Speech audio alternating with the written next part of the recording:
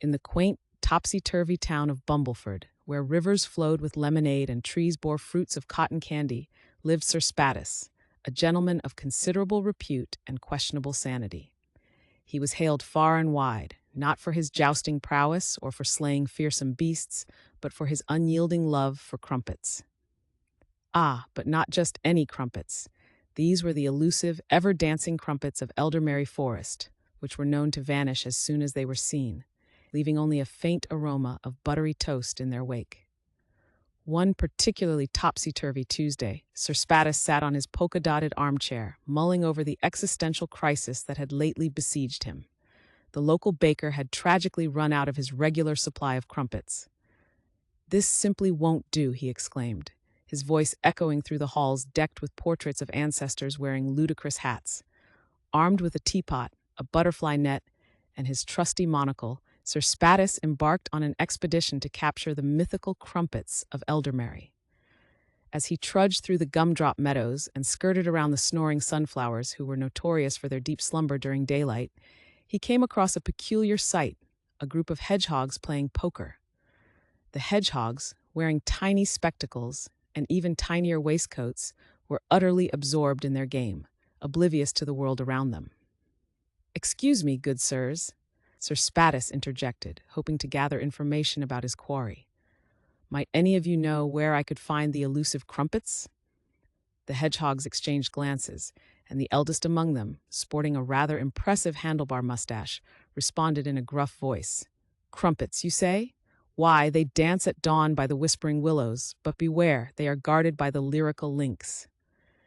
With a tip of his hat and a wink, Sir Spattus thanked the poker-playing hedgehogs and tiptoed toward the whispering willows, his heart aflame with the thrill of the chase. Reaching the willows as the stars began to recede, Sir Spattus spotted them, the crumpets frolicking under the tender watch of the early morning moonlight. But there, as warned, sat the lyrical lynx, a creature fearsome in its beauty and breathtaking in its verse.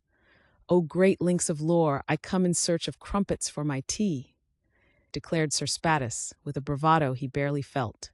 The lynx, with eyes like molten gold, considered the peculiar gentleman before her. "A trade, perhaps," she purred melodically. "Solve me 3 riddles, and the crumpets are yours to claim." Sir Spattus agreed, albeit nervously, for his riddle-solving skills were as rusty as the suit of armor in his attic.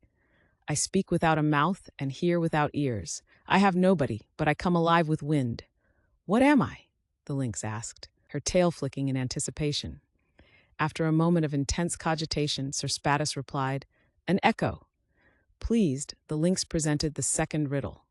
"The more of this there is, the less you see. What is it?"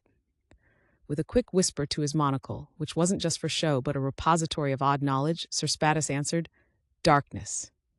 "Very well, the final riddle," the lynx yawned, her interest waning as the dawn approached. "I am taken from a mine and shut up in a wooden case, from which I am never released, and yet I am used by almost every person. What am I?" Sir Spattus thought long and hard, sweat beading at his brow under the weight of the dawn. "A pencil lead," he exclaimed triumphantly. Amused and impressed, the lyrical lynx nodded gracefully, stepping aside to allow Sir Spattus to approach the crumpets, who now seemed less inclined to dance away. "You have earned your prize, Sir Spattus. Enjoy your breakfast," she said, fading into the forest like a song at the edge of hearing. Triumphant yet weary, Sir Spattus gathered the crumpets, accommodating them carefully within his butterfly net. As he strolled back through the lemonade river and the candy floss clouds, he mused on the morning's adventures and how the most pointless quests often lead to the heartiest meals. And so, under the bemused gaze of the sunflowers who had finally awakened, Sir Spattus made his merry way home, his heart as full as his belly soon would be, each step ringing with the much-awaited crunch of butter-lathered victory.